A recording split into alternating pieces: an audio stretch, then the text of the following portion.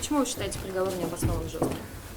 Ну, потому что доказательств совершения преступлений, вот именно части взяток, которые суд посчитал доказанными, на наш взгляд, их нет вообще.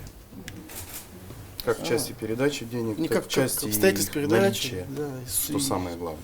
То есть денежный след не отследили, да? Никто денег не видел никогда, никто не знает точно даже Фактически сумму, понимаете? Зеничев осужден за то, что ему кто-то какой-то нес пакет. Что в этом пакете, достоверно никто не Никто не знает. установил.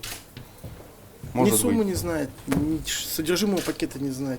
И самое главное, не знает за что. Поэтому, ну вот, никто не По понимает. остальным эпизодам.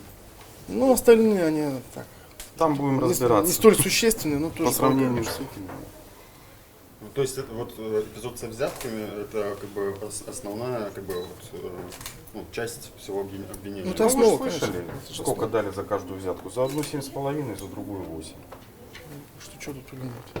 По каждому эпизоду остались вопросы, и будем пытаться, чтобы нам суд высших инстанций Верховный, разъяснил да? нашу позицию, в чем мы не правы. Следующая стадия Верховный суд, да? Верховный суд. Да.